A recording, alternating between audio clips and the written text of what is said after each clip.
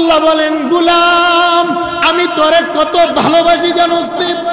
আরে মার স্বার্থে আঘাত করলে মা ভুলে যায়, বাবার স্বার্থে আঘাত করলে বাবাও সন্তান ছেড়ে দেয়, নেতা নেত্রীর স্বার্থে আঘাত করলে কর্মীকে দল থেকে বের করে দেয়, স্বামীর স্বার্থে আঘাত করলে স্বামী স্ত্রীকে 3 তালাক দেয়, স্ত্রীর স্বার্থে আঘাত করলে স্ত্রী স্বামী ছেড়ে বাবার বাড়িতে চলে যায়।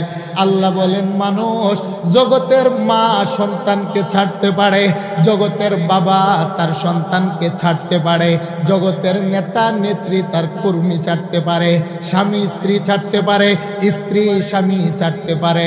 হে আমার খুলনা বিভাগের ভাইয়েরা গভীর মনোযোগ, আল্লাহ বলেন গোলাম আমি মালিক কিন্তু তোকে ছাড়তে পারি না। আল্লাহু আকবার।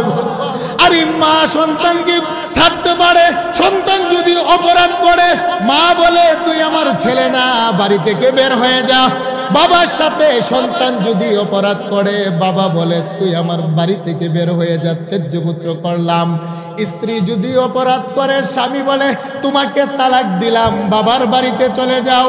নেতা নেত্রীর সাথে যদি কর্মী অপরাধ করে বলে তুমি আমার দল থেকে বের হয়ে যাও।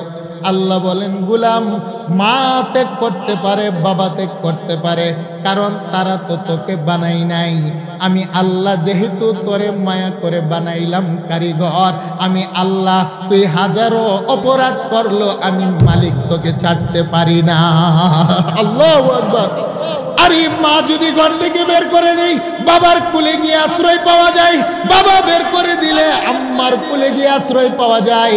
বাবা মা দুজন যদি সন্তানকে ঘর থেকে বের করে দরজা বন্ধ করে দেয় সমাজের মানুষের কাছে গিয়ে আশ্রয় পাওয়া যায়। সমাজের মানুষ যদি বের করে দেয় রাষ্ট্রের কাছে আশ্রয় পাওয়া যায়।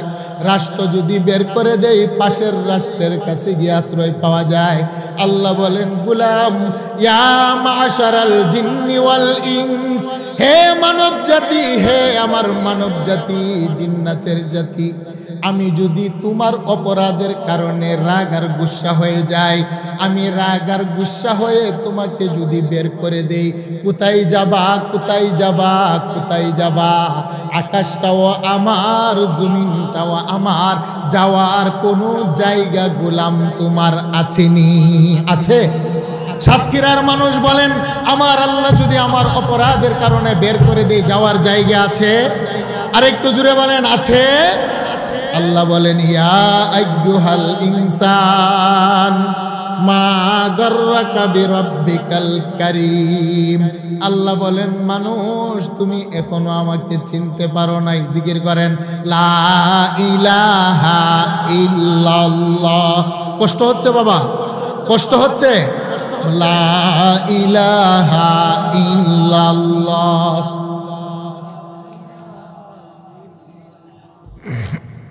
লা ইলাহা ইল্লাল্লাহ, লা ইলাহা ইল্লাল্লাহ, লা ইলাহা ইল্লাল্লাহ মুহাম্মাদুর রাসূলুল্লাহ সাল্লাল্লাহু আলাইহি ওয়াসাল্লাম। বলেন আল্লাহু আকবার। সম্মানিত হাজিরিন, আল্লাহ বলেন লাহুম কুলুবুল লা ইয়াফকাহুনা বিহা, তোমাকে একটা কলব দিলাম আমি আল্লাহর প্রেম ভালোবাসা জায়গা দেওয়ার জন্যে। আমি আল্লাহ না তোমাদের জন্য 8টা বাড়ি বানাইলাম। সুবহানাল্লাহ কন। আল্লাহ বলেন মানুষ তোমাদের জন্য আমি আল্লাহ মিনাজ যাহাবি ওয়াল ফিদ্দা, স্বর্ণ দ্বারা রূপা দ্বারা 8টি বাড়ি বানাইলাম। 8টি বাড়ি। একটি বাড়ির নাম হলো দারুস সালাম, দারুল কারার, জান্নাতুল খুল, জান্নাতুল নাঈম, জান্নাতুল আদন, জান্নাতুল মাওয়া, জান্নাতুল ফিরদাউস। আল্লাহ বলেন 8টি জান্নাত বান্দা তোমার জন্য বানাইলাম। যদি আমার সাথে তোমার সম্পর্কটা ঠিক থাকে নামাজের মাধ্যমে, আমার সাথে যদি তোমার সম্পর্কটা ঠিক থাকে রোজার মাধ্যমে, আমার সাথে যদি তোমার সম্পর্কটা গোলাম ঠিক থাকে পর্দা পশিদার মাধ্যমে।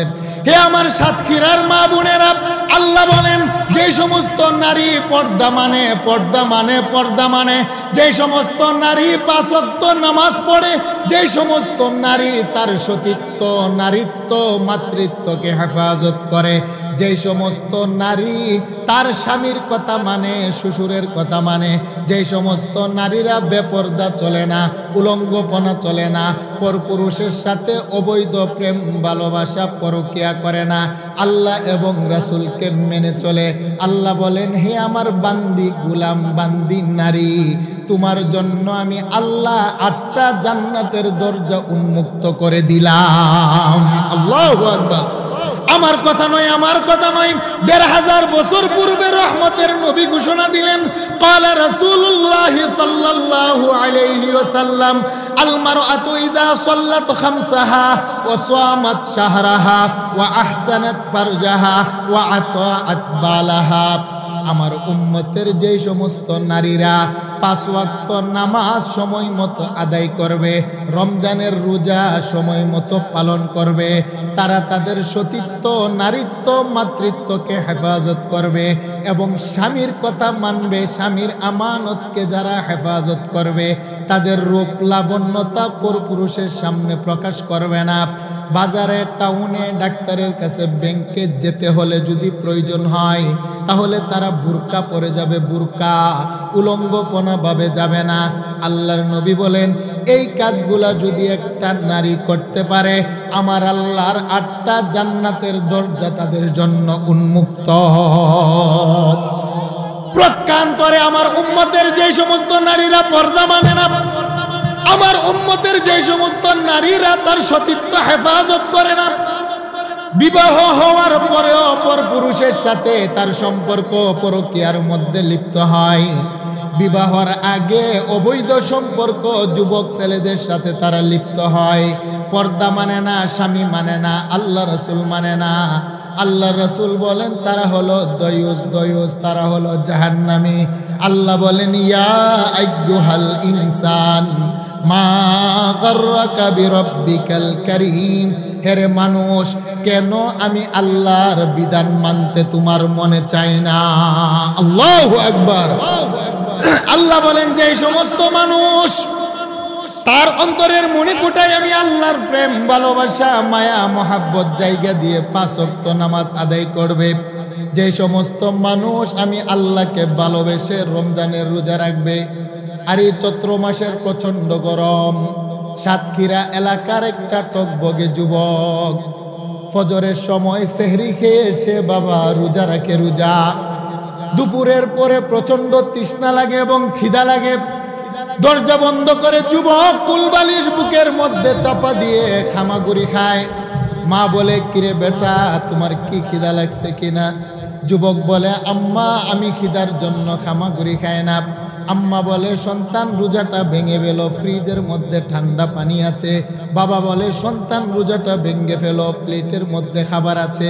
যুবকটা জবাব দেই মা আমি তো পেটের খিদার কারণে খামাগুড়ি খাই না গো মা, আমি তো ইচ্ছে করলে অনেক আগে ফ্রিজের ঠান্ডা পানি খুলে খেতে পারতাম, ইচ্ছে করলে তো অনেকক্ষণ আগেই দরজা বন্ধ করে খাবার খেতে পারতাম। আম্মা আমি তো পেটে খিদার জন্য কাঁদি না, আমি তো আমার মালিকের প্রেম আর ভালোবাসায় কাঁদি। আমার এই রোজার উসিলা যেন আমার মালিক আমার উপরে খুশি হয়ে যায়। আল্লাহু আকবার। আমার আল্লাহ আবার নূরের তৈরি ফেরেশতারে বলে হে ফেরেশতা, আমার এই টকবগে যুবক গোলাম সে কাঁদে কেন, তার কি খিদা লেগেছে কিনা? ফেরেশতা বলে মালিক তোমার মায়া মহাব্বতে তোমার গোলাম রোজা রেখেছে, তোমার গোলাম পেটের খিদায় সে ছটফট করে। আল্লাহ বলেন ফেরেশতা ইজ্জতি ওয়া জালালি ওয়া কারামি, আমার ইজ্জতের কসম তোমরা সাক্ষ্য থাকো, প্রেম আর ভালোবাসতে 2টা সাইড লাগে। আমার গোলাম আমাকে ভালোবেসে সারাটা দিন নাই খাবারও খাই নাই, সারাটা দিন আমি মালিকের জন্য উপবাস। আল্লাহ বলেন ফেরেশতা খুশি থাকো, আমাকে গোলামে যেই প্রেম আর ভালোবাসার পরীক্ষা দিয়েছে আমি আল্লাহ তার জীবনের সমস্ত গুনাহ খাতাগুলা ইফতারের আগ মুহূর্তে আমি আল্লাহ মাফ করে দেই। আল্লাহু আকবার। আল্লাহ বলেন গোলাম তুমি তারপরও তো বুঝো না আমি তোমার কেমন মালিক। আল্লাহ বলেন তুমি যদি কালো হও, তুমি যদি গরিব হও, তুমি যদি ফকির হও, আমার সাথে যদি তোমার সম্পর্কটা নামাজের মাধ্যমে ঠিক থাকে, আল্লাহ বলেন গোলাম তোমাকে আমি আল্লাহ কত উপরে উঠাই তুমি জানোনি। ওয়ালা আব্দুম মুমিনুন খায়রুম মিন মুশরিক। আল্লাহ বলেন দুনিয়ার কোটি কোটি টাকাওয়ালা বেদিনের চাইতে একজন আমি আল্লাহওয়ালা নামাজি ব্যক্তির দাম আমি আল্লাহর কাছে বেশি। সুবহানাল্লাহ কোন। নামাজি ব্যক্তির দাম আছে না নাই? আর একটু জুড়ে বলেন আছে না নাই? قال رسول الله صلى الله عليه وسلم لا تقوم الساعة حتى يقال في الأرض الله الله।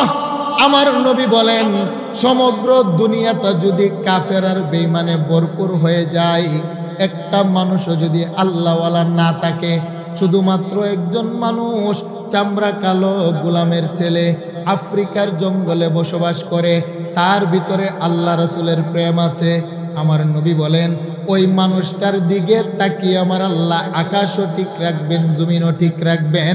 ওই মানুষটা হলো আকাশ এবং জমিনের খুঁটি। আল্লাহু আকবার কোন। একজন ইমানদার মানুষ আকাশ এবং জমিনের খুঁটি। আল্লাহ বলেন যদি তুমি আমি মালিকের কথা মানতে পারো, নামাজি হতে পারো, রোজাওয়ালা হতে পারো, আম্মা আব্বার সেবা করনেওয়ালা হতে পারো, তোমার মর্যাদা আমি আল্লাহর কাছে আমার আরশের চাইতে বেশি। তোমার মর্যাদা আমি আল্লাহর কাছে নূরের তৈরি ফেরেশতার চাইতে বেশি। বাবা গভীর ঘটনা, সাইয়্যিদানা বেলাল বেলাল বেলাল নবীর সাহাবী মুয়াজ্জিন ছিলেন, ঠিক না বেঠিক? বেলালের চামড়া ছিল কালো, নবীর মুয়াজ্জিন। তিনার বাড়ি ছিল হাবশায়, মক্কাতে তিনার বাড়ি ছিল না, মদিনাতে তিনার বাড়ি ছিল না। আমার নবীর মসজিদের নববীর মিনারার মধ্যে দাঁড়িয়ে তিনি আজান দিতেন। মক্কার কাফেরেরা বলতো কি ব্যাপার, মুহাম্মদের মসজিদের মুয়াজ্জিন একটা কালো ছেলে, যার নাক মোটা ঠোঁট মোটা, তার বংশ মক্কা মদিনাতে নাই। আমার নবী কথাটা শোনার পরে মনে বড় কষ্ট পেলেন। মক্কার কাফেরেরা কালো বিলালকে ঘৃণা করে। আমার নবী কষ্ট পাওয়ার পরে আমার আল্লাহ আরশ আযীম থেকে ওহী পাঠাইলেন, জিব্রাইলকে পাঠাইলেন। জিব্রাইলকে পাঠিয়ে আমার আল্লাহ বলেন জিব্রাইল আমার বন্ধু মুহাম্মদুর রাসূলুল্লাহকে গিয়ে সান্ত্বনা দাও। দুনিয়ার মানুষ মানুষের চামড়া দেখে বিচার করে, দুনিয়ার মানুষ মানুষের বংশ দেখে বিচার করে, দুনিয়ার মানুষ মানুষের চেয়ারের ক্ষমতা দেখে বিচার করে, দুনিয়ার মানুষ মানুষের সুন্দর চেহারা হলে মূল্যায়ন করে। আমি আল্লাহ মানুষের চেহারা দেখে মূল্যায়ন করি না। কে কালো, কে সুন্দর, কে ধনী, কে গরিব, কে রাজা, কে মহারাজা, কে ফকির আর কে বাদশাহ, আমি আল্লাহর কাছে কোনো পার্থক্য নাই, আমি আল্লাহর কাছে কোনো হিসাব নাই। ইন্নাল্লাহা লা ইয়ানজুরু ইলা সুওয়ারিকুম ওয়া আমওয়ালিকুম ওয়ালাকিন ইয়ানজুরু ইলা কুলুবিকুম ওয়া আ'মালিকুম। দুনিয়ার মানুষ মানুষের বাহ্যিক সম্পদ আর চামড়া দেখে মূল্যায়ন করে, আর আমি আল্লাহ মানুষের কলব দেখে মানুষটাকে মূল্যায়ন করি। আল্লাহু আকবার। আল্লাহ কি বংশ দেখেন? আপনার টাকা বেশি আল্লাহ মাফ করে দিবেন, আপনার ডিগ্রি বেশি আল্লাহ মাফ করে দিবেন, আপনার চেয়ারের ক্ষমতা মাফ করে দিবেন, আপনি এমপি আর মন্ত্রী সাহেবের শালা লাগেন আপনাকে মাফ করে দিবেন? না না, আমার আল্লাহ কোনো পদ পরিচয়, কার ছেলে কার মেয়ে, কাকুন রাজা বাদশাহ আপনার দুলাভাই হয় আপনি শালক হন, আল্লাহ বলেন সেই দিকে আমি তাকাই না। আমি তাকাই কার অন্তরের মণিকোটায় আমি আল্লাহ এবং মদিনাওয়ালার প্রেম আছে, আমি আল্লাহ সেটা দেখেই মানুষকে মূল্যায়ন করি। আল্লাহু আকবার। হে আমার গভীর মনোযোগ যুবক বন্ধু, সাতক্ষীরার মাটিতে, হে আমার যুবক বন্ধু শুনো শুনো তোমার মতো একজন যুবকের ঘটনা। যুবকটার নাম ছিল ওয়াইস আল কারনি। ওয়াইস আল কারনি, ওয়াইস আল কারনির বাড়ি ছিল ইয়ামেনে। ইয়ামেনে মক্কা মদিনা থেকে 1000 কিলোমিটার দূরে। আল্লাহু আকবার কোন। আমার আল্লাহ রাসূলকে ভালোবাসলে আমার আল্লাহ যে কত মর্যাদা দেন। আম্মা আব্বাকে ভালোবাসলে আল্লাহর বিধান আল্লাহর হুকুম, মা বাবাকে ভালোবাসলে আল্লাহ যে কেমন মর্যাদা দেন ঘটনা। আম্মা আব্বাকে ভালোবাসা এটাও আমার আল্লাহর বিধান, নামাজ পড়া এটাও আমার আল্লাহর বিধান, রোজা রাখা এটাও আল্লাহর বিধান, কোরআন তেলাওয়াত করা এটাও আমার আল্লাহর বিধান। কোরআন তেলাওয়াত করলে যেমনি ভাবে আমার আল্লাহ খুশি হয়, নামাজ পড়লে যেমনি ভাবে আমার আল্লাহ খুশি হয়, কোরআন তেলাওয়াত করলে যেমনি ভাবে আমার আল্লাহ খুশি হন, আম্মা আব্বার সেবা করলেও খুশি হন কে? আরেকটু জুড়ে বলেন, খুশি হন কে? ওয়াইস আল কারনি বাড়ি হলো তিনার ইয়ামেনে, আমার নবীর যুগের মানুষ, কিন্তু আমার রহমতের নবীর সাথে ওয়াইস করণীর কোনোদিন সাক্ষাৎ হয় নাই। ওয়াইস আল কারনির জগৎ সংসারে একজন বৃদ্ধা মা ছিল, মা। তিনার বাবাও ছিলেন না, ভাইও ছিলেন না, দ্বিতীয় কোনো বোনও ছিল না। ওয়াইস আল কারনি শত শত বকরি নিয়ে পাহাড়ের উপরে চলে যান। সকালবেলা যাওয়ার সময় মাকে সুন্দর করে একটা টুকরির মধ্যে রেখে যান। বিকালবেলা বকরিগুলো নিয়ে যখন বাড়িতে আসেন, আম্মাজানকে টুকরির ভিতর থেকে নামিয়ে নিজ হাতে গোসল করান। আম্মাজানের প্রস্রাব পায়খানাগুলা নিজ হাতে পরিষ্কার করেন। বকরি দুধ দহন করে আগে দুধটাকে তিনি গরম করেন, নিজে না খেয়ে বৃদ্ধা মার মুখের ভিতরে আগে দুধটা উঠিয়ে দেন। আল্লাহু আকবার। ওয়াইস আল কারনি মার সেবা করেন, আমার আল্লাহর বিধান। ওয়াইস আল কারনি মার খেদমত করেন, আমার আল্লাহর বিধান। ওয়াইস আল কারনি টকবকে যুবক, আম্মা আব্বার কথা মানেন, কোনোদিন বিয়াদবি করেন না। আম্মাকে কোনোদিন গালি দেয় না, আব্বাকে গালি দেয় না। আম্মা আব্বার সামনে কোনোদিন উহা শব্দ ব্যবহার করে না। আম্মা আব্বাকে কোনোদিন তুই তো ললা করে শব্দ বলে না। আম্মা আব্বার গোলামি করে, মা বাবার গোলামি করে। যেই কথা বললে মার মনে কষ্ট পায় সেই কথা বলে না, যেই কথা বললে আব্বার মনে কষ্ট পায় সন্তানটা সেই কথা বলে না। ওয়াইস আল কারনি কোনোদিন দুঃখ প্রকাশ করে নাই, সারাটা জীবন মার খেদমত করেন, কিন্তু মনে বড় আশা মদিনার রাসূলের সাথে সাক্ষাৎ করার জন্যে। কিন্তু বৃদ্ধা মাকে ফেলে তিনি কিভাবে মদিনাতে যাবেন? তিনি সারাটা দিন নবী কামলেওয়ালার তামান্নাই গুনগুন করে গান গান। আল্লাহু আকবার কোন। স্বপ্নের যুগে ওয়াইস আল কারনির সাথে আমার মদিনার রাসূলের মুলাকাত হয়, সুবহানাল্লাহ বলবেন না? স্বপ্নে যুগে ওয়াইস আল কারনির সাথে আমার নবী দেখা দিতে আসলেন। আল্লাহু আকবার কোন। স্বপ্নে যুগে ওয়াইস আল কারনি নবীর প্রেম নিয়ে মাকে দুধ পান করিয়ে জীর্ণ শীর্ণ ঘরের মধ্যে ঘুমিয়ে আছে। আমার রাসূল স্বপ্নে যুগে ওয়াইস কারনির ঘরে আসলেন, এসে বলেন, হেরে ওয়াইস, আমার সাথে মুলাকাত করতে তো তোর বড় মনে চায়, কিন্তু তোর মাকে রেখে তুই কিভাবে মদিনা আসবি? মদিনা তো হলো শত হাজার কিলোমিটার দূরে। ওয়াইস বলে, ইয়া রাসূলুল্লাহ, ইয়া হাবিবাল্লাহ, আবু বকর আপনার পিছনে নামাজ পড়ে, উমর আপনার পিছনে নামাজ পড়ে, কত কত সাহাবায়ে কেরাম আপনার পিছনে নামাজ পড়ে, নুরানি চেহারা দেখে আমি ওয়াইসেরও তো মনে চায় আপনার চেহারা দেখে আপনার পিছনে নামাজ পড়া, কিন্তু আমার জনম দুঃখিনী মাকে রেখে আমি তো যেতে পারি না। আমার নবী বলেন, ওয়াইস, আমার দরবারে তোমার আসতে হবে না, আমি নবী ওয়াদা দিলাম তুমি তোমার মায়ের সেবার মধ্যে লেগে থাকো। আমার দরবারে গেলে তোমার যেই পজিশন, আমার আল্লাহ মায়ের খেদমতের কারণেই তোমার সেই পজিশন দান করে দিবেন। খেদমতে মা দরবেদর কুন সুবহ শাম, খেদমতে মা দরবেদর কুন সুবহ শাম, তাকে বাসি হর দু আলম নে কুনাম।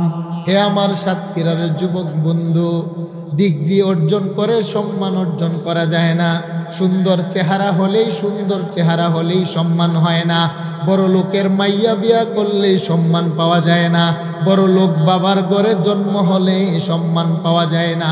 সম্মানের মালিক হলো একমাত্র আমার আল্লাহর হাতে, ঠিক না বেটি? শুধু লেখাপড়া করে কিছু সাদা সাদা কাগজ, কিছু কালো কালো অক্ষর লেখাপড়া করলেই সম্মান হয় না, বড় বাবার ঘরে জন্ম নিলেই সম্মান হয় না, বিঘার বিঘার সম্পত্তির মালিক হলেই সম্মান হয় না। আমার আল্লাহ কাউকে সম্মানের চেয়ারের মধ্যে বসিয়েও জুতার মালা পরান, আবার কাউকে গরিব বাবার ছেলে বানিয়েও ফুলের মালা পরান, ঠিক না বেঠিক? আরেকটু জোরে বলেন, ঠিক না বেঠিক? সম্মান হলো আমার আল্লাহর হাতে। সম্মান কোনো ডিগ্রির মধ্যে নাই, সম্মান কোনো ক্ষমতার মধ্যে নাই, সম্মান কোনো টাকা পয়সার ভিতরে নাই। সম্মানের মালিক হলো আমার আল্লাহ।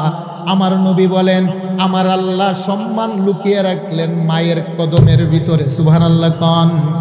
আমার আল্লাহ সম্মান ইজ্জত লুকিয়ে রাখলেন মা বাবার সেবার ভিতরে। ওয়াইস আল কারনী নবীর কথা শোনার পরে আর নবীর দরবারে যান না। ওয়াইস মায়ের খেদমতের মধ্যে পড়ে রইলেন। আমার মদিনার রাসূলের ইন্তেকাল হয়ে যাবে, ইন্তেকালের আগে সাইয়েদেনা উমরকে ডাকলেন। সুবহানাল্লাহ কোন।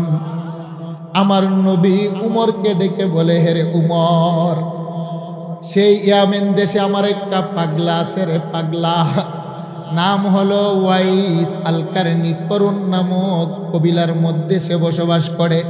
তার মাথার চুলগুলা এলোমেলো, দেহের জামাটা এলোমেলো, বকরি চড়ায়।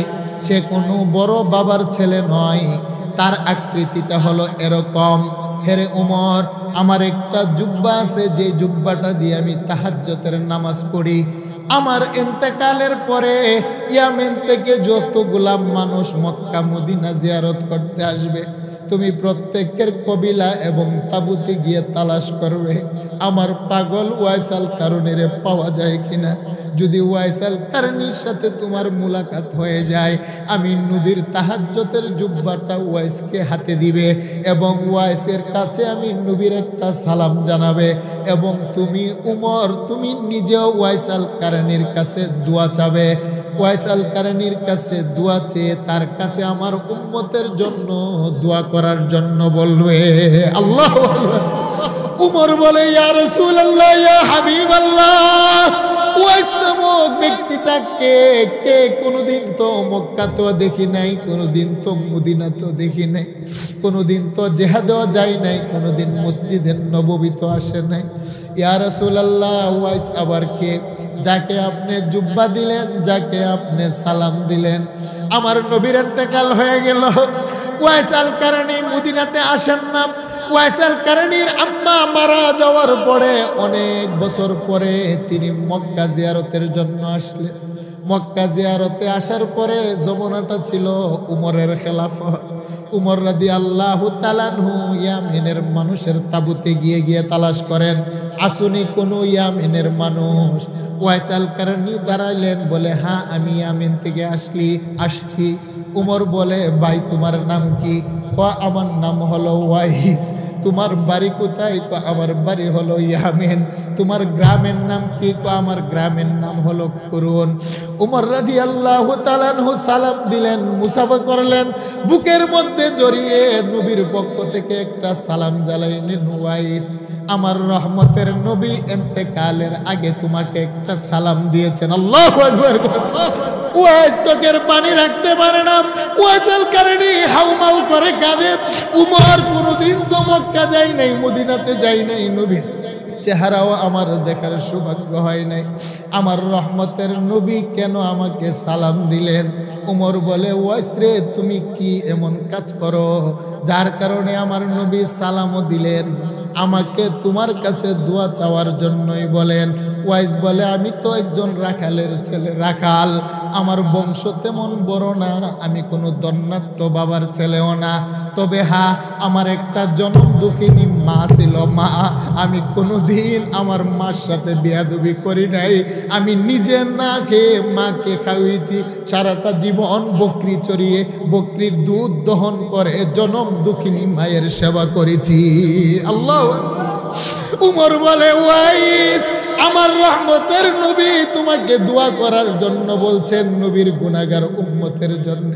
ওয়াইস বলে, উমর, আপনি হলেন খলিফাতুল মুসলিমিন, নবীর শ্বশুর, আবার হলেন জান্নাতের টিকিট পাইলেন, আপনিও কেন আমার কাছে দোয়া চান? ওয়াইস আল কারনীর কথা শুনে উমর কাঁদতে আরম্ভ করলেন। ওয়াইস বলে, উমর, আপনি কাঁদেন কেন? কোথায় আপনি উমর, আর আমি কোথায়? একজন রাখালের ছেলে, রাখাল সাধারণ। ওয়াইস, উমর বলে, ওয়াইস রে, আমার রহমতের নবী বলেছে, মায়ের সেবা করতে করতে তোমাকে আমার আল্লাহ এমন একটা পজিশন দান করেছে আমার নবীর গুনাহগার উম্মতের জন্য দুইটা হাত আকাশের দিকে উঠিয়ে তুমি যদি আমার আরশের মালিকের কাছে দোয়া করো, আমার আল্লাহ নাকি তোমার হাত ফেরত দিতে লজ্জা পায়। তোমার একবার দোয়ার কারণে 70,000 গুনাহগার উম্মতকে আমার আল্লাহ মাফ করে দেন। আর কুজরে বলেন আল্লাহু আকবার। খেদমতে মা দর পেদর কুন সুবহ শাম, খেদমতে মা দর পেদর কুন সুবহ শাম, তাকে বাসি হর দো আলম নে কুনাম। আল্লাহ বলেন গোলাম, মা বাবার সেবা করা এটা বিধান। আজকে কি হলো আমার বিধান, আম্মা আব্বার সেবাও কেন তোমরা করো না? এরকম যুবক আমাদের সমাজে আছে না নাই? বলেন এমন নাফরমান সন্তান আছে না নাই? আল্লাহ বলেন ইয়া আইয়ুহাল ইনসানু মা গাররাকা বিরাব্বিকাল কারীম। আল্লাহ বলেন মানুষ, আমি আল্লাহর বিধান নামাজ, আমি আল্লাহর বিধান রোজা, আমি আল্লাহর বিধান দুরূদ, আমি আল্লাহর বিধান হলো পর্দা, আমি আল্লাহর বিধান হলো আম্মা আব্বার সেবা। যদি তোমরা করতে পারো, মানতে পারো, আমি আল্লাহ ঘোষণা দিলাম রুহের জগত আমি ছিলাম তোমার বন্ধু, মায়ের পেটেও আমি আল্লাহ ছিলাম তোমার বন্ধু, কবরে হাসরে জান্নাতে আমি আল্লাহকেই পাবে তোমার একমাত্র বন্ধু। আল্লাহু আকবার। আল্লাহ বলেন যার অন্তরের ভিতরে আমার মহব্বত আছে, যার অন্তরের ভিতরে আমি আল্লাহর ভয় আছে, ভয় আছে, যেই মানুষটা আমি আল্লাহর ভয়ে গুনাহ ছেড়ে দেয়, গোপনেও গুনাহ করে না আমি আল্লাহকে ভয় পাই, প্রকাশ্য গুনাহ করে না আমি আল্লাহকে ভয় পাই, জেনা ব্যভিচার করে না আমি আল্লাহর ভয়ে, মিথ্যা কথা বলে না আমি আল্লাহর ভয়ে, ওজনে কম দেয় না আমি আল্লাহর ভয়ে, আমি আল্লাহর মহাব্বতে। আল্লাহ বলেন মানুষটা যদি গোলামের ছেলে গোলাম হয়, তার মর্যাদা আমি আল্লাহর দরবারে কাবার চাইতো বেশি। ওই মানুষটাকে আমি আল্লাহ রাত সিংহাসনের মধ্যে বসিয়ে দেই। সুবহানাল্লাহ কোন একটু জোরে বলেন আল্লাহু আকবার। আজকে তো আমাদের অন্তরে ভয় নাই, কি বলেন ঠিক না বেঠিক? না আছে আল্লাহর ভয়, না আছে আল্লাহর মহব্বত, যার কারণে আমাদের মিথ্যা, গীবত, শিকায়াত, জেনা, ব্যভিচার, সুদ, ঘুষ সব কিছুর মধ্যে আমরা আজকে লিপ্ত আছি। গোপনে বলেন আর প্রকাশ্য বলেন, গুনাহের মধ্যে আমরা সকলেই জর্জরিত। এর এক নম্বর কারণ হলো আল্লাহর মহব্বত অন্তরে নাই, আল্লাহর ভয় সেটাও আমাদের অন্তরে। আল্লাহর ভয় থাকলে আমার আল্লাহ কত মূল্যায়ন করেন, গভীর মনোযোগ। সেটা হলো সাইয়েদনা উমর রাদিয়াল্লাহু তাআলা আনহুর জামানার ঘটনা। উমর রাদিয়াল্লাহু তাআলা আনহুর খেলাফতের জামানায় রাত্রের বেলা ছদ্মবেশে বের হতেন। অর্ধ জাহানের বাদশা ছিলেন উমর। জান্নাতের টিকিট পাওয়ার পরও তিনার রাজত্বের মানুষগুলা কিভাবে বসবাস করে তিনি খবর নিতেন। রাত্রের বেলা ছদ্মবেশ ধরে মানুষের দরজার পাশে গিয়ে দাঁড়াতেন, মানুষের হালচাল অবস্থা কি জানার জন্য। সুবহানাল্লাহ কোন। আমাদের দেশে রাষ্ট্রপ্রধানেরা এরকম, আরো জনগণের টাকা পয়সা মাইরা বেগম পাড়াতে নিয়ে বাড়ি বানায়, ঠিক না বে ঠিক? আমাদের দেশের নেতা নেত্রী, এমপি, মন্ত্রী, মিনিস্টার, এরা হলো দেশের মানুষের সম্পদ চোর। তারা কোটি কোটি টাকা কলমের খুচাই মেরে তারা বেগম পাড়া বাড়ি বানায়। আর সাইয়েদনা উমর ইসলামের খলিফা, তিনি রাত্রের বেলা ছদ্মবেশে গোলামের দরজার পাশে গিয়ে তিনি আটার বস্তা নিয়ে দাঁড়িয়ে থাকতেন। আল্লাহু আকবার বলেন। দেশে শান্তি আসবে কিভাবে? আগে ছিল 2 লাখ টাকার মালিক, ক্ষমতা পাইলে হয়ে যায় 2 কোটি টাকার মালিক। সত্য না মিথ্যা? আরেকটু জুড়ে বলেন ঠিক না বে ঠিক? নির্বাচনী ইশতেহারের মধ্যে ঘোষণা দেয় আমার 5 লাখ টাকা মালিক, এর বেশি আমার কোনো টাকা পয়সা নাই। 5 বছর পরে দেখা যায় ছেলের 10 কোটি টাকার মালিক, বউয়ের নামে 2টা বাড়ি, ড্রাইভারের নামে হলো 2 কোটি টাকার সম্পত্তি। এরকম আছে না নাই? আরেকটু জুড়ে বলেন আছে না নাই? এমপি মন্ত্রীদের ড্রাইভারও কোটি কোটি টাকার মালিক। পিউন অফিসে চাকরি করে 5,000 টাকা বেতন পায়। তিনাকেও তালাশ করলে দেখা যায় ঢাকা শহরে তার ফ্ল্যাট আর ফ্লটের কোনো অভাব। আমাদের দেশে হলো চুরের বংশ, এরা সব হলো চুরের জাতি। কারণ মানুষের টাকা পয়সা মেরে সবগুলো বাহিরে প্রচার করে, আর ইসলাম এবং কোরআনের বিধানে যারা চলে তারা আটার বস্তা নিয়ে গোলামের দরজার পাশে দাঁড়িয়ে থাকে, ঠিক না বেঠি? সুতরাং এই দেশে শান্তি আসবে না। দেশের নেতা নেত্রী রাজা মহারাজা যতদিন পর্যন্ত ইনসাফগার না হবে, জুলুম যতদিন পর্যন্ত বন্ধ না হবে, ততদিন পর্যন্ত সোনার বাংলা হবে। সোনার বাংলাও তো সহজ নয়, সোনার বাংলা হবে না বাবা। আমার আর আপনার পকেটের টাকা দিয়ে আমরা যাদেরকে চেয়ারে বসাই, তারা ক্ষমতায় বসেই আমার আর আপনার সমস্ত কিছু ছিনিয়ে নিয়ে তারা বাহিরের মধ্যে উড়াল দেয়। এরকম ঘটনা আছে না নাই? আপনাদের দেশে নাই? একটু জুড়ে বলেন আছেনি? হ্যাঁ, সম্মানিত হাজিরিন, এই কথাগুলো বললে আবার অনেকে বলে হুজুর এগুলো বললেন না। আরে আমরা যদি না বলি, কোরআনের কথা যদি না বলি, তাহলে এই জাতিকে কে বুঝাবে? জীবন যেতে পারে, প্রাণ যেতে পারে, জেল জরিমানা হতে পারে, তারপরও কোরআনের সত্য কথা বন্ধ করা যাবে না। ঠিক না বেঠে? হক্কানি ওলামায়ে কেরাম সত্য কথা বলার কারণে জেলখানার ভিতরে আবদ্ধ। তাই বলে কি আমরা সত্য কথা বন্ধ করতে পারি? খুলনার মানুষ বলেন সত্য কথা বন্ধ করা যাবে? জালেম জুলুম করবে আর আমরা মজলুম সত্য কথা বলতে পারবো না, সেটা হতেই পারে না। সাদাকে সাদা বলতে হবে, কালোকে কালো বলতে হবে, সত্যকে সত্য বলতে হবে, মিথ্যাকে মিথ্যা বলতে হবে। এটাই হলো কোরআনের শিক্ষা। বলেন ঠিক না বেঠে? এতে যদি জেলখানায় যেতে হয় কোনো আপত্তি আছে? আরেকটু জোরে বলেন আছে? হ্যাঁ, আমরা হলাম উলামায়ে কেরাম, উলামায়ে দেওবন্দ, উলামায়ে হক্কানি।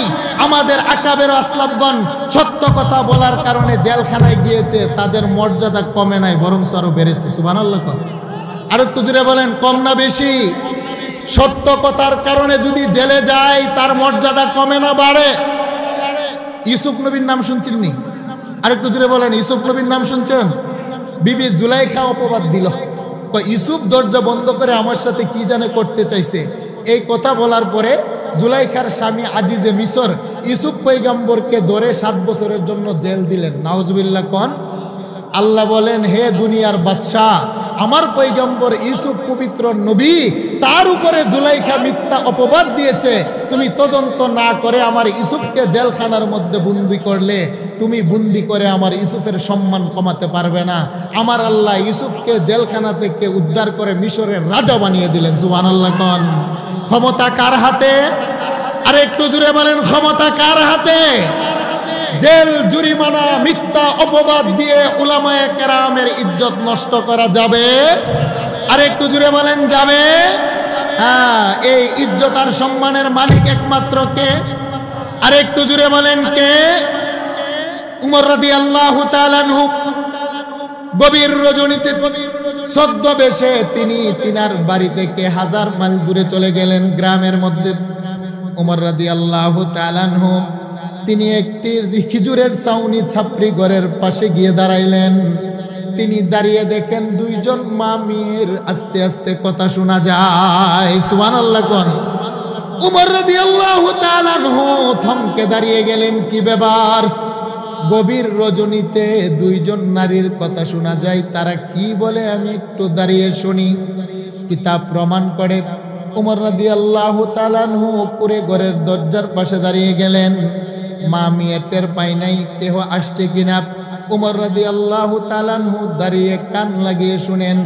মা মেয়েটাকে বলে, হেরে আমার মেয়ে, আমি যে বুকরি থেকে দুধ দহন করলাম, বুকরির দুধরা হলো গাঢ় গাঢ় গাঢ় দুধের মধ্যে পানি মিশ্রিত করলে বাজারের মানুষ টের পাবে না, দামটা বেশি পাবে, পরিমাণে বেড়ে যাবে। হেরে মা, দুধের মধ্যে একটু পানি মিশাও, সকালবেলা মদিনার বাজারে যদি বিক্রি করো তাহলে আমাদের সংসার চালাতে বড় সহজ হবে। আল্লাহু আকবার কোন? এই কথা সাইয়েদেনা উমর দাঁড়িয়ে দাঁড়িয়ে শুনছেন।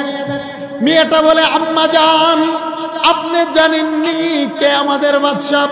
খলিফাতুল মুসলিমিন উমর, তিনি হলেন অর্ধ জাহানের বাদশা।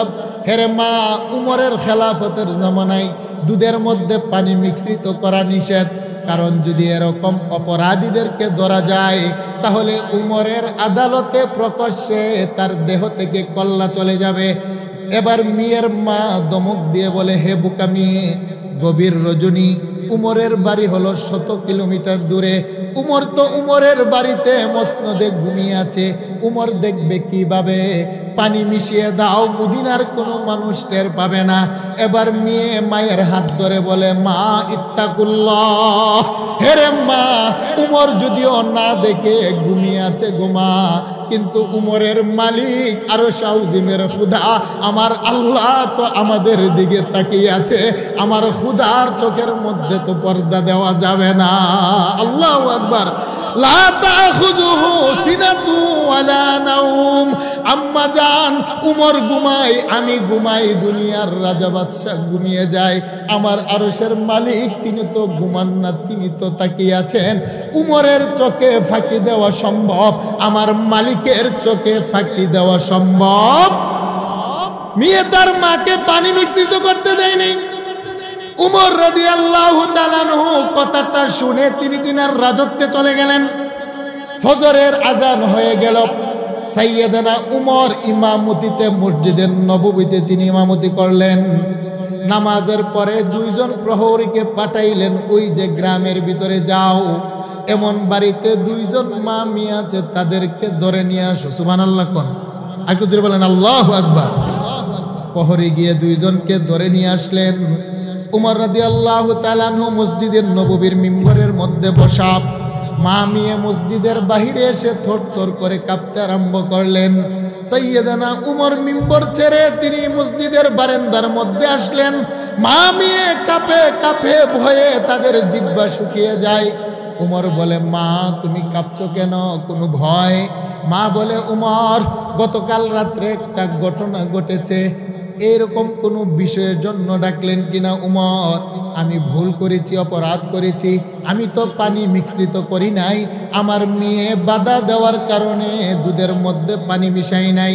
উমর, আমি তো পানি মিশাতে চেয়েছিলাম, আমার স্বামী নাই, সংসার নাই, সংসারের মধ্যে বড় অভাব, বকরির দুধও কমে গেছে, গাঢ় হয়ে গেছে, গাঢ় দুধের ভিতরে পানি দিলে তেমন বোঝা যায় না, সংসারের তাড়নায়, পেটের তাড়নায় গাঢ় দুধের মধ্যে একটু পানি মিশ্রিত করতে চেয়েছিলাম, কিন্তু আমার মেয়ে আমার হাতে ধরে বাধা দিয়েছে, মেয়ের বাধার কারণে উমর আমি কিন্তু অপরাধরা করি নাই। আল্লাহু আকবার। উমর বলে, মা তুমি জানোনি কুরআনের শাসন চলে, আমি উমরের শাসন বড় কঠিন, তুমি যে অপরাধ করেছ অপরাধের বিচার হলো মৃত্যুদণ্ড। মা মেয়ে কাঁপতে আরম্ভ করলেন। উমর বলে, মা তবে তোমাকে একটা শর্তে আমি উমর ক্ষমা করতে পারি, শর্তটা হলো তোমার এই মেয়েটাকে যদি আমি উমরের পুত্রবধূ হিসাবে প্রস্তাবে গ্রহণ করো, তাহলে আমি উমর তোমাকে মাফ করে দেব। আল্লাহু আকবার। এবার মা আরো কাঁদে, বলে, উমর দুনিয়ার বাদশা, বাদশার মেয়েকে বিবাহ করে পুত্রবধূ বানায়, দুনিয়ার এক রাজা আরেক রাজার মেয়েকে বিবাহ করে পুত্রবধূ বানায়, ডক্টর ডক্টরের মেয়েকে পুত্রবধূ বানায়, ইঞ্জিনিয়ার ইঞ্জিনিয়ারের মেয়েকে পুত্রবধূ বানায়, বড়লোক মানুষ বড়লোকের মেয়েকে পুত্রবধূ বানায়। এটাই তো দুনিয়ার নিয়ম আর স্বাভাবিক। রাজা কখনো প্রজার মেয়েকে পুত্রবধূ বানায় না। উমর, আমি হলাম একজন রাখালিনী, আমার স্বামী নাই, সন্তান নাই, খেজুর পাতার ছাউনি ঘরে আমার বসবাস, আমার মেয়েও রাখাল বকরি চড়াই। আপনি হলেন অর্ধ জাহানের বাদশা খলিফাতুল মুসলিমিন, আপনার রাজ দরবারে আমার মতো একজন রাখালিনীর মেয়েকে পুত্রবধূ বানাবেন, কথাটা তো আমার বুঝে আসলো না। আল্লাহু আকবার কোন। উমর বলে, মা আমি যদি রাজা বাদশার মেয়েকে পুত্রবধূ বানাই, মা আমি রাজত্ব পাবো, টাকা পাবো, স্বর্ণ পাবো, দিনার ও দিরহাম পাবো রে মা। গতকালকে রাত্রে যে তোমার মেয়ের কলবের ভিতরে আল্লাহর প্রেম আর ভালোবাসা প্রকাশ করেছে, সেই প্রেম আর ভালোবাসা তো দুনিয়ার কোন রাজত্বের ভিতরে পাওয়া যায় না। আল্লাহু আকবার কোন। উমর রাদিয়াল্লাহু তাআলা আনহুর প্রস্তাবে মা রাজি হইলেন। উমর খুতবা দিয়ে ছেলের সাথে মেয়ের বিবাহ বন্ধন করিয়ে দিলেন। বিবাহ করিয়ে উমর তিনি রাজসিংহাসনে চলে গেলেন, অর্থাৎ বাহিরে চলে গেলেন। রাত্রের বেলা এশারের নামাজ পড়ে সাইয়েদনা উমর বাড়িতে ঢুকলেন। তিনি ঘরের ভিতরে ঢুকে দেখে ওই যে রাখালিনী মেয়ে পুত্রবধূ, সে দরজার পাশে দাঁড়িয়ে আছে। শ্বশুরকে দেখা মাত্রই বলে আসসালামু আলাইকুম ইয়া বাবা, হে আমার আব্বা জান, আপনার উপরে সালাম। উমর বলে, মা, গভীর রজনীতে বিবাহর প্রথম রাত্র তুমি কি স্বামীর ঘরে যাও নাই? মেয়েটা বলে, বাবা উমর, আমার কাছে কয়েকটা প্রশ্ন আছে আপনার কাছে জানতে, যতক্ষণ পর্যন্ত আমার প্রশ্নের উত্তর আমি না পাবো ততক্ষণ আমি আমার স্বামীর ঘরে যাব না। আল্লাহু আকবার। উমর বলে, মা, কি তোমার প্রশ্ন? তোমার কি প্রশ্ন? তুমি আমাকে করো, দেখি উত্তর দিতে পারি কিনা। মেয়েটা বলে, আব্বা জান, আপনি হলেন নবীজির শ্বশুর, আপনি হলেন 10 জন সংবাদপ্রাপ্ত সাহাবীর একজন, আপনি হলেন অর্ধ জাহানের খলিফা। আব্বা, আমার তো বংশ নাই, আমার বাবাও নাই, আমি হলাম একজন গোয়ালিনীর মেয়ে, আমি নিজেও বকরি চড়াই, আমার গড়টা হলো খেজুর গাছের ছাউনি, আমার বংশটা তেমন বড় না। হে খলিফাতুল মুসলিমিন, আমার শ্বশুর, আপনি কি দেখে আমার মতো একটা রাখালিনী মেয়েকে আপনি পুত্রবধূ বানাইলেন? এটার জবাব যতক্ষণ পর্যন্ত আমি না পাবো ততক্ষণ পর্যন্ত আমি আমার স্বামীর কামরাতে যাব না। আল্লাহু আকবার।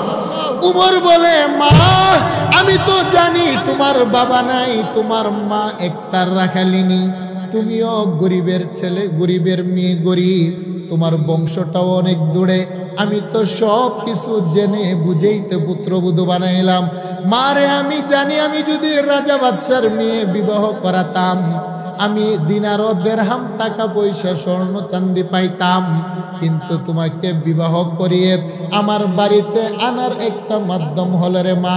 গতকালকে রাত্রে তুমি যে তোমার মায়ের সাথে দুধের আর পানির বিষয় নিয়ে কথা বলেছিলে, আমি উমর কিন্তু তোমার ঘরের পাশে দাঁড়িয়ে শুনেছিলাম। হেরে মা, তোমাকে কেন আমার ঘরের বধূ বানাইলাম তুমি জানো নি? তোমার অন্তরের ভিতরে ওয়াল্লাযীনা আমানু আশাদ্দু হুব্বাল লিল্লাহ, আমার আল্লাহর যেই প্রেম গতকাল রাত্রে আমি দেখলাম, সেই প্রেম দুনিয়ার কোনো রাজা বাদশা সুন্দরীর অন্তরে নাই।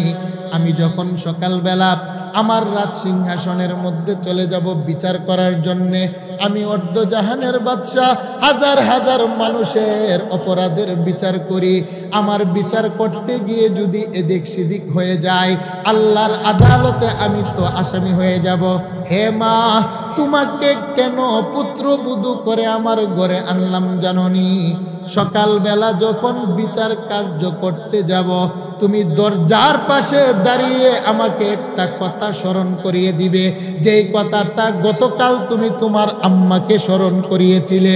তুমি বলবে, বাবা উমর, ইত্তাকুল্লাহ, আল্লাহকে ভয় করেন, আল্লাহকে ভয় করেন। আব্বা জান, যখন বিচার করবেন আপনি আল্লাহর দিকে তাকিয়ে ইনসাফের বিচার করবেন। একটু জোরে বলেন আল্লাহু আকবার। উমর বলেন, মা, এই কথাটা প্রত্যেক দিন সকালবেলা তোমার জবান থেকে আমি শুনতে চাই। দরজার পাশে দাঁড়িয়ে এই কথাটা আমাকে সবক দিবা। আমি উমর এই জন্যেই তোমাকে রাজত্বের পুত্রবধূ বানিয়েছি। আল্লাহ নবী বলেন, আল মুকমিনু আকরামু আলাল্লাহি মিন বাজিল মালাইকা, যেই মানুষটা আল্লাহকে ভালোবাসে, আল্লাহর ভয়ে গুনাহ ছেড়ে দেয়, ওই মানুষটাকে আমার আল্লাহ রাজ সিংহাসনের মধ্যে উঠিয়ে দেন। আল্লাহু আকবার। কোন এরকম মানুষ আছে আমাদের সমাজে? নাই বাবা, বড়ই অভাব। সেই জন্য আমাদের অন্তরে থাকবে কার ভয়? আরেকটু জুড়ে বলেন, কার ভয়? গোপনে প্রকাশ্যে কোনো গুনাহ করা যাবে? দেখেন কে? আরেকটু জুড়ে বলেন, কে দেখেন? وَيَعْلَمُ مَا فِي الْبَرِّ وَالْبَحْرِ وَمَا تَسْقُطُ مِنْ وَرَقَةٍ إِلَّا يَعْلَمُهَا। আল্লাহ বলেন, জলে এবং স্থলে যা কিছু আছে সব কিছু আমি দেখি। তোমার ঘরের পাশে যে একটা গাছ আছে, গাছের মধ্যে যে একটা শুকনা পাতা আছে, শুকনা পাতাটা বাতাসের বাড়ি লাগার কারণে মাটিতে পড়ে যায়। তুমি তো তোমার ঘর থেকে গাতা পড়ার আওয়াজটা শুনতে পাও না। আল্লাহু সামিউম বাসির, আমি এত বড় দেখনেওয়ালা, শুননেওয়ালা, তোমার বাড়ির পাশের শুকনা পাতাটা যখন মাটিতে পড়ে সেটার আওয়াজও আমি আল্লাহ আরশ আউজিম থেকে শুনতে পাই। আল্লাহু আকবার। সাগর মহাসাগরের তলদেশে একটা পোকা আছে, পোকা আল্লাহ বলেন পোকাটার যখন খিদা লাগে ওই পোকাটা আস্তে করে আমি আল্লাহকে ডাক দেই। জগতের কোনো মানুষের পক্ষে সাগরের তলদেশের পোকার ডাক শোনা সম্ভব না। আল্লাহু সামিউম বাসীর। আমি আল্লাহ এত বড় দেখনেওয়ালা শুননেওয়ালা, ছোট্ট পোকার খিদা লাগার পরে যে আমাকে ডাক দেয় সে পোকার ডাকের আওয়াজটাও আমি আল্লাহ শুনতে পাই। আল্লাহ শুনেনি, শুনে না? আরেকটু জোরে বলেন, শুনে কি শুনে না? মা ইয়াকুনু মিন নাজওয়া সালাসাতিন ইল্লা হুয়া রাবিউহুম। আল্লাহ বলেন হেরে যুবক, তিনজনে মিলে দরজা বন্ধ করে তুমি পাপে লিপ্ত হয়েছ, আর তুমি মনে করছো আমরা তো তিনজন, দুনিয়ার কেউ তো দেখে না। আল্লাহ বলেন না না, তোমরা তিনজন, চতুর্থ জন হচ্ছে আমি আল্লাহ। সুবহানাল্লাহ কোন। আমরা যদি তিনজন একসাথে থাকি, চতুর্থ জন কে? আরেকটু জোরে বলেন কে? ওহুয়া মাআকুম আইনামা কুনতুম। আল্লাহ বলেন তুমি যেখানে আমি আল্লাহ আছি সেখানে। তুমি যদি নৌকা স্টিমারে চড়ে সাগর মহাসাগরের মধ্যখানে চলে যাও সেখানেও আমি আল্লাহ আছি। তুমি যদি অ্যামাজন জঙ্গলের মধ্যে চলে যাও সেখানেও আমি আল্লাহ আছি। তুমি যদি সাহারা প্রান্তরে চলে যাও সেখানেও আমি আল্লাহ আছি। কেমন নিকটে আছি জানোনি? ওয়া নাহনু আকরাবু ইলাইহি মিন হাবলিল ওয়ারিদ। তোমার গাড়ের মধ্যে যে একটা মোটা রগ আছে, এই রগটা না যতটুক তোমার নিকটে, আমি আরশের মালিক তার চাইতো তোমার নিকটে থাকি। সুবহানাল্লাহ কোন। আল্লাহ আমাদের সবকিছু দেখেন কি দেখেন না? আরেকটু জুড়ে বলেন, সবকিছু জানেন কি জানেন না? জুড়ে বলেন, আস্তে বলেন, গোপনে বলেন, প্রকাশ্যে বলেন, দরজা বন্ধ করে বলেন, সবকিছু দেখেন কে? আরেকটু জুড়ে বলেন কে? সেই জন্য গুনাহ করা যাবে? জিকির করেন লা ইলাহা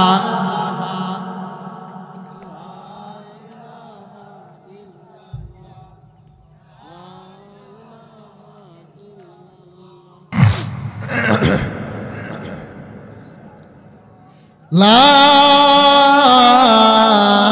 ইলাহা ইল্লাল্লাহু মুহাম্মাদুর রাসূলুল্লাহ সাল্লাল্লাহু আলাইহি ওয়াসাল্লাম। বলেন আল্লাহু আকবার। আল্লাহ বলেন লাহুম কুলুবুল লা ইয়াফকাহুনা বিহা। তোমাকে একটা কলব দিলাম, কলব দিয়ে আমাকে তুমি চিনো। ওয়ালাহুম আয়ুনুল লা ইউবসিরুনা বিহা। তোমাকে দুইটা চক্ষু দিলাম, দুইটা চক্ষু দিয়ে আমি আল্লাহকে তালাশ করো। আমাকে তালাশ করার জন্য পৃথিবীর অন্য কোথাও যেতে হবে না। তুমি যে সকালবেলা দুধ দহন করো গাভীর উলাল থেকে, আল্লাহ বলেন সেই দুধের বালতিটার দিকে তাকাও। তোমার দুধের বালতির ভিতরে আমি রব লুকিয়ে আছি। সুবহানাল্লাহ কোন। আল্লাহ বলেন আমি তোমার কেমন রব, আমাকে কি তুমি তালাশ করে পাও না?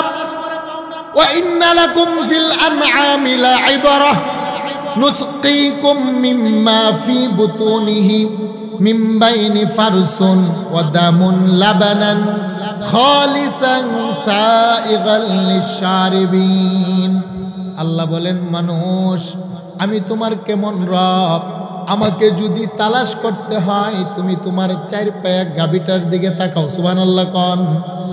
আল্লাহ বলেন তোমার ঘরে যে একটা চার পায়া গাভী আছে, গাভীটার উলাল থেকে যখন তুমি দুধ দহন করো, আল্লাহ বলেন সাদা দুধ আমি আল্লাহ বের করে নিয়ে আসি। গাভীটার উলাল যদি তুমি কাটো 1 কেজি দুধ খুঁজে পাবে না। গাভীর পেটের ভিতর থেকে বের হবে ফারসুন গোবর, গোবর গাভীটার দেহ থেকে বের হবে রক্ত, রক্ত গোবর সেটাও হারাম দুর্গন্ধ, রক্ত সেটাও হারাম দুর্গন্ধ লাল। ইন্নামা হাররামা আলাইকুমুল মাইতাতা ওয়াদ-দামা ওয়া লাহমাল খিনজির। আল্লাহ বলেন গোবর সেটা হলো হারাম দুর্গন্ধ, রক্ত হারাম কালার হলো লাল। গাভীর উলাল কাটলে রক্ত বের হবে লাল রঙের, উলালটা যদি কাটো, পেটটা যদি কাটো, গোবর বের হবে, দুর্গন্ধ, দুটোটাই হারাম। অথচ আমি তোমার কেমন মালিক, গোবর, রক্ত, মাংস, চামড়ার ভিতর থেকে লাবানান খালিসান সাইগাল লিশারিবিন, তুমি যখন হাত দিয়ে তার বানের মধ্যে টানতে আরম্ভ করো, আমি আল্লাহ দবদবে সাদা পুষ্টিকর তৃপ্তিদায়ক একটা দুধ বের করে নিয়ে আসি, যেই দুধের ভিতরে গোবরের কোনো গন্ধ নাই, যেই দুধের ভিতরে রক্তের কোনো কালার নাই। আল্লাহু আকবার কর।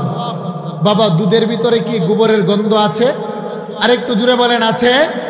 দুধের ভিতরে কি কোনো রক্তের কালার আছে?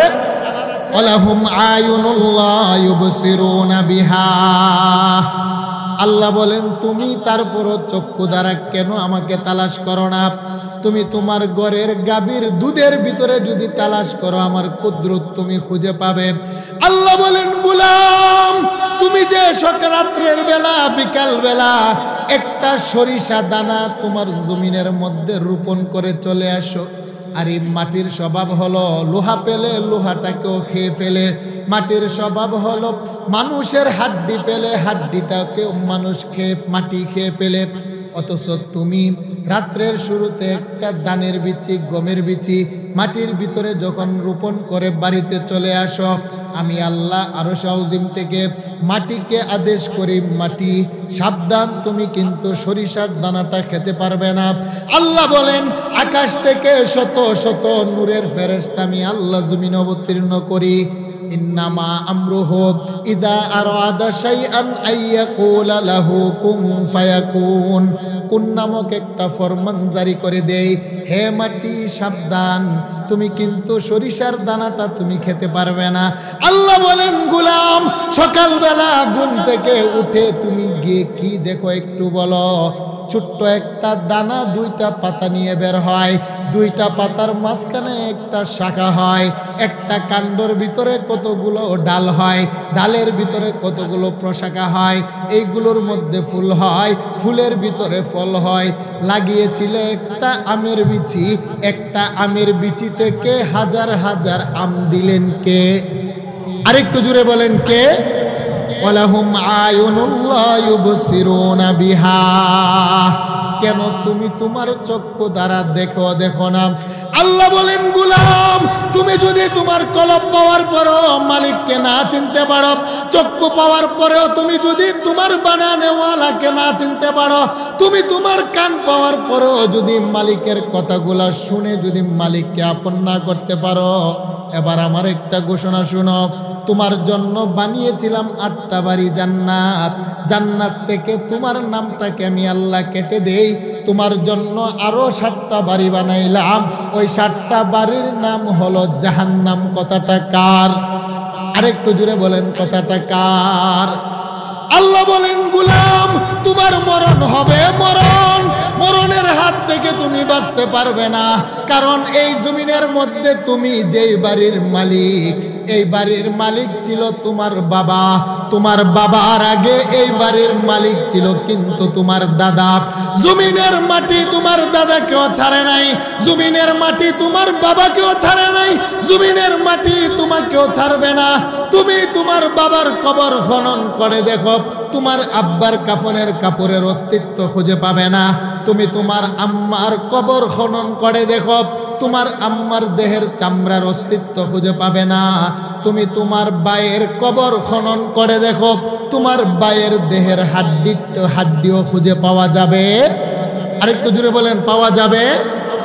দুনিয়া ভালোবাসা নিতে জানে, দুনিয়াকে মানুষে ভালোবাসা দেয়, দুনিয়া ভালোবাসা নেই, কিন্তু দুনিয়া কাউকে ভালোবাসা দেয় না, দিয়ে রাখতেও পারে না।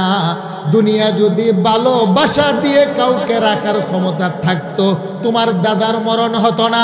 দুনিয়া যদি কাউকে রাখতে পারতো, তোমার বাবার মরণ হতো না। দুনিয়া যদি কাউকে রাখার ক্ষমতা হতো, হেরে গোলাম, তোমারও মরণ হতো না। कैसे कैसे खूबसूरत रानिया शाहजादिया, कैसे कैसे खूबसूरत रानिया शाहजादिया, तन बदन सब गल गई है, शक्ल सूरत क्या हुई। হে আমার বাবা সাতক্ষীরার যুবক, তোমার চাইতো বড় সুন্দর সুদর্শন রাজা বাদশাদের ছেলেরা ছিল। আরে তুমি কয় টাকার মালিক, এত অহংকার, কই বিঘা সম্পত্তির মালিক, তোমার এত তাকাব্বুরি, হুজুর ভালো লাগে না, তাফসির ভালো লাগে না, কোরআন ভালো লাগে না, আলেম উলামা ভালো লাগে না, আল্লাহ রাসূলের কথা ভালো লাগে না। হে আমার সাতক্ষীরার যুবক, তোমার এত কিসের অহংকার? কয় টাকার মালিক তুমি? নাই তো 1 কোটি টাকার মালিক, না হয়তো 2 কোটি টাকার মালিক, না হয়তো বেশি হলে 1 লক্ষ কোটি টাকার তুমি মালিক। তোমার চাইতো কোটি কোটি টাকার মালিক জগতের রাজা বাদশারা ছিল, যাদের ছেলেরা গোলাপ জলের পানি দিয়ে সকাল সন্ধ্যা গোসল করতেন, স্বর্ণের চামচ দিয়ে তারা খাবার খেতেন, তাদের ডানে বামে শত শত প্রহরী ছিল। যাও না তার কবরের কাছে, তার দেহের কাফনের কাপড় কবরের মাটি ছাড়ে নাই, তার দেহের চামড়া কবরের মাটি ছাড়ে নাই, তার দেহের হাড্ডিও কবরের মাটি ছাড়ে। কি বলেন, ছাড়ছে নাকি? আর একটু জোরে বলেন, ছাড় দেয়। উবার দরজাটা খোলা রাখলাম, তুই ফিরে আয়, ফিরে আয়, আমি আল্লাহ তোরে একটা মুহূর্তে মাফ করতে দেরি করি না রে গোলাম। আল্লাহু আকবার। একজন যুবক এমন কোন পাপ নাই যে করে নাই। বনি ইসরাইলের যুবক, যুবকের পাপের কারণে আমার আল্লাহ নারাজ হয়ে গেলেন। আমার আল্লাহ নারাজ হয়ে তার গ্রামের মধ্যে বৃষ্টি দেন না। 70,000 মানুষ মিলে মুসা পয়গম্বরের দরবারে আসলেন। পয়গম্বর মুসা, একটু দোয়া করে দেন, আমার আল্লাহ কেন বৃষ্টি দিচ্ছে না? মুসা পয়গম্বর তুর পর্বতমালার উপরে দাঁড়ালেন, দাঁড়িয়ে বলে, মালিক, এই গ্রামের মধ্যে তুমি কেন বৃষ্টি দাও না? পাশের গ্রামে বৃষ্টি হয়।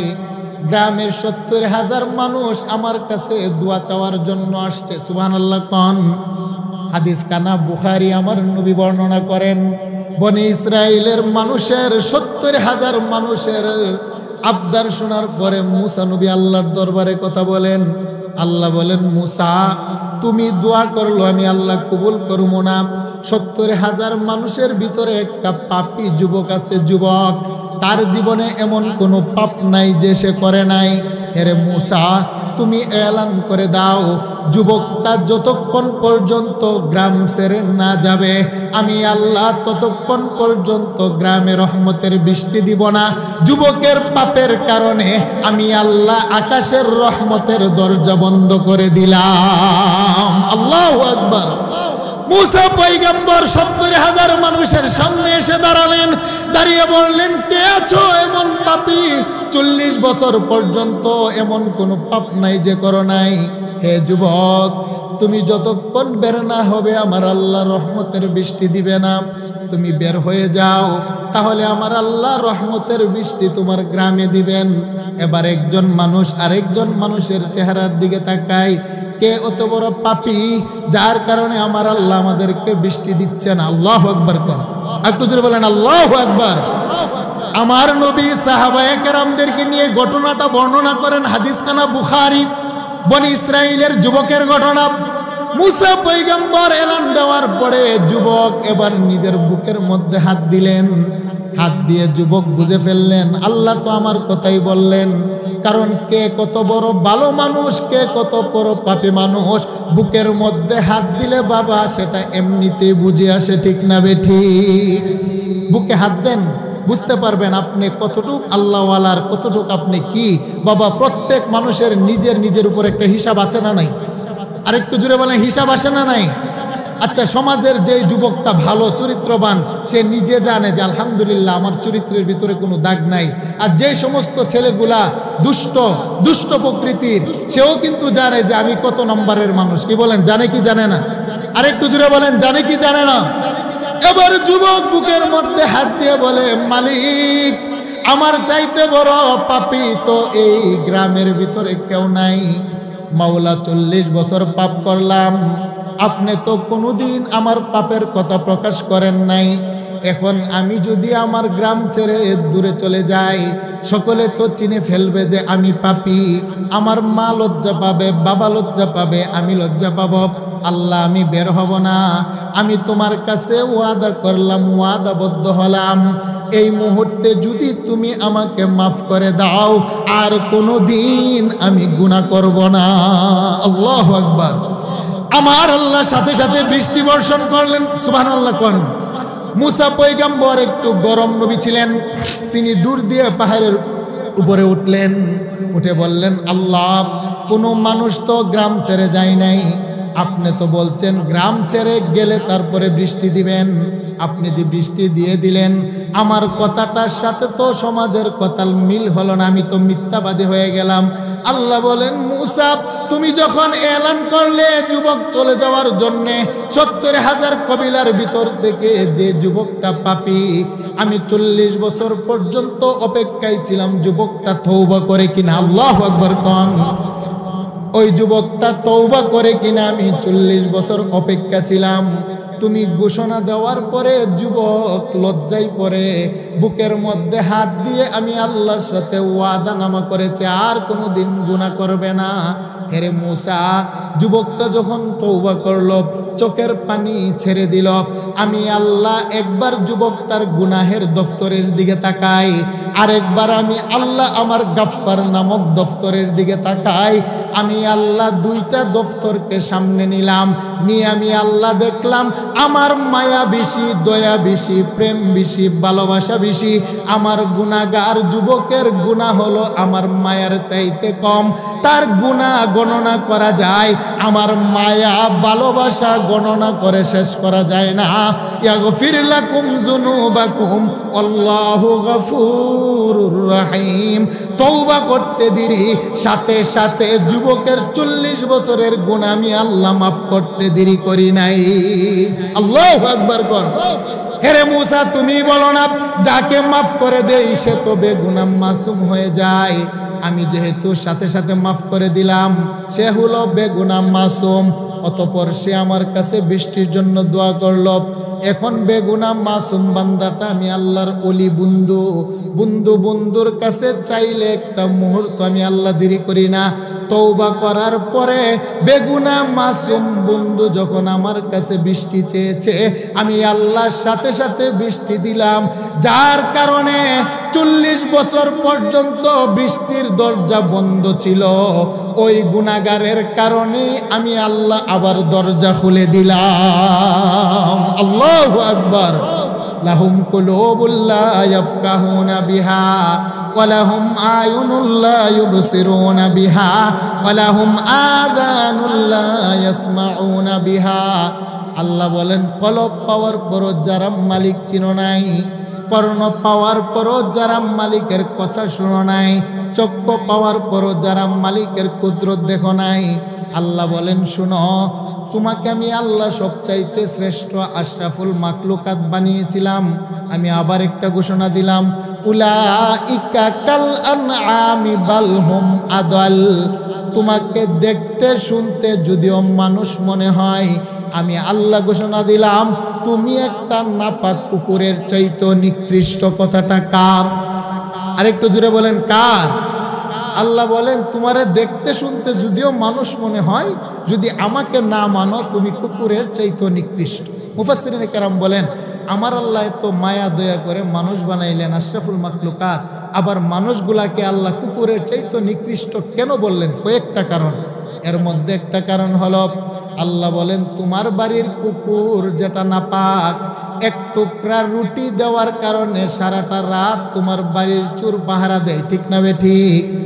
সকালবেলা এক টুকরা রুটি দেওয়ার কারণে একটা নাপাক কুকুর সারা রাত মালিকের গিটের মধ্যে দাঁড়িয়ে পাহারা দেয়। অপরিচিত কেহ যদি মালিকের বাড়িতে আসে, কুকুরটা গেউ গেউ করে মালিককে সজাগ করে, মালিক দেখেন না কে আপনার গিটে প্রবেশ করলো, লোকটা আপনার দুশ্মন নাকি দুস্থ। একটা কুকুর এক লুকমা খাবারের কারণে মালিককে যদি সতর্ক করতে পারে, পাহারা দিতে পারে, আল্লাহ বলেন, গোলাম তোরে তো কোটি কোটি লুকমা আমি মালিক খাওয়াইলাম, তুই কেন একটা বেলা আমি মালিকের কথা মানতে পারো না? আল্লাহু আকবার। তাহলে বলেন, আমাদের মালিককে অন্তরের মণিকোঠায় জায়গা দিতে হবে কাকে? নামাজ পড়তে হবে কি হবে না? রোজা রাখতে হবে কি হবে না? কোরআন তেলাওয়াত করতে হবে কি হবে না? চুরি করা যাবে, জেনা করা যাবে, মিথ্যা কথা বলা যাবে, অপরের সম্পত্তি আত্মসাৎ করা যাবে, সুদ ঘুষ খাওয়া যাবে, নারীরা পর্দা করতে হবে কি হবে না? তাদের সতীত্বকে হেফাজত করতে হবে, তার নারীত্বকে হেফাজত করতে হবে। যে সমস্ত নারীরা আল্লাহর বিধান, যে সমস্ত যুবক বৃদ্ধ বাবারা এতক্ষণ পর্যন্ত যা আলোচনা করলাম, মালিকের সাথে যদি সম্পর্ক গভীর হয়, নামাজ রোজা পর্দা পশিদার মাধ্যমে, আমার আল্লাহ বলেন রুহের জগতে তোমার বন্ধু ছিলাম, মায়ের পেটেও ছিলাম, কবরও বন্ধু থাকবো, হাসরে মিজানে ফুলসিরাতে সব জায়গায় আমি আল্লাহকে তুমি বন্ধু হিসাবে পাবে। তোমার কোনো টেনশন নাই, ভয় নাই। আমি আল্লাহ তোমাকে বন্ধু হিসাবে জান্নাতুল ফেরদাউসের মেহমান আমি আল্লাহ বানিয়ে দিব। বলেন আল্লাহুম্মা আমিন। আল্লাহ সুবহানাহু ওয়া তাআলা আমাদের সকলকে আল্লাহর বিধান এবং নবীজির তরিকায় মানার বুঝবার তৌফিক দান করে। সকলে বলেন আমিন। বাবা আমাকে 12টা পর্যন্ত টাইম দিয়েছিল, আরও 5 মিনিট ওভার হয়ে গিয়েছে। আল্লাহ সুবহানাহু ওয়া তাআলা আমাদেরকে নবীর তরিকায় আল্লাহর বিধানগুলো যেন মানতে পারি তৌফিক দান করুক। আসসালামু আলাইকুম ওয়া রাহমাতুল্লাহি ওয়া বারাকাতুহু।